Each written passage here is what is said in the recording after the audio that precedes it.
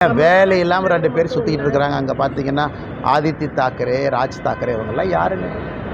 அங்கேருந்து என்னை மிரட்டிக்கிட்டு இருக்கானுங்க. நான் பெருமைப்படுறேன். ஒரு விவசாயினுடைய பையன் இன்றைக்கி தாக்கரேவனுடைய கோபத்தை நான் சம்பாரிச்சிருக்கிறேன். எனக்கே அது ஆச்சரியம்தான். எங்கள் அப்பா படித்தது 10வது, அம்மா படித்தது 6வது. எல்லாம் இத்தனை நாளாக ஆடு மாடு தான் மேய்ச்சிட்டு இருந்தாங்க. இப்போ உடம்பு சரியில்லை, ஆடு மாடு மேய்க்கிறதுல அந்த ஆடு மாட்டை நான் மேய்க்கிறேன்.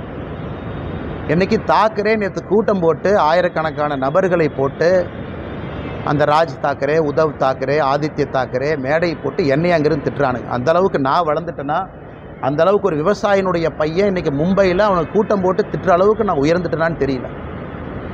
அதனால் இந்த பாலா சாஹேப் தாக்கரே அவர்கள் மீது மிகப்பெரிய மரியாதை நான் வைத்திருக்கின்றேன்.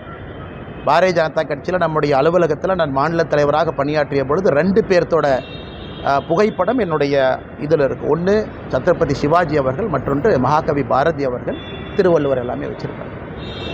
அதனால் இவனுக்கு அந்த மிரட்டல் போட்டு இந்த சிவசேனா, இன்றைக்கி தாக்கரேவோட சிவசேனா அவங்களுடைய பத்திரிக்கை நம்ம முரசொலி மாதிரி சாம்னான்னு ஒன்று வச்சுருக்கானுங்க. அதில் எழுதியிருக்கானுங்க, மும்பைக்குள்ளே வந்தால் என் காலை வெட்டுவேன், இங்க் அடிப்பேன். நான் மும்பைக்கு வரத்தான் போகிறேன், நீ இங்க் அடிச்சுப்பார், காலை வெட்டிப்பார், அதெல்லாம் 2 ஒன்று பார்த்துடலாம். அதனால் இந்த மிரட்டல் உருட்டுருக்கெல்லாம் நான் பயந்துருந்தால் ஊரில் உட்காந்து என் கிராமத்துக்குள்ளே சொந்த ஊரில் தான் இருக்கணும். 2வது, இன்றைக்கி பாரத பிரதமர் நரேந்திர மோடி அவர்கள் இந்தியாவுடைய தலைவர் நான் சொல்லும் பொழுது அவர் குஜராத்தி இல்லைன்னு ஆயிருமா? அதே போல் காமராஜர் ஐயா அவர்கள் இந்தியாவுடைய மாபெரும் தலைவர் நான் சொல்லும் பொழுது அவர் தமிழர் இல்லை என்று ஆகிவிடுமா?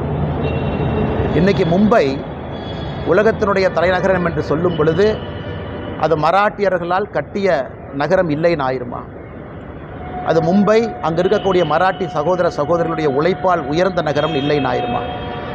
இதெல்லாமே அந்த நகருக்கு ஒருவர் சொல்லக்கூடிய பெருமை, ஒரு அடையாளம். எப்படி பாரத பிரதமர் நரேந்திர மோடி அவர்கள் இந்தியாவினுடைய தலைவர், உலகத்தினுடைய தலைவர் என்று சொல்லும் பொழுது அவர் பிறந்த இடமும் பிறந்த மண்ணையும் மறந்துடுவோமா?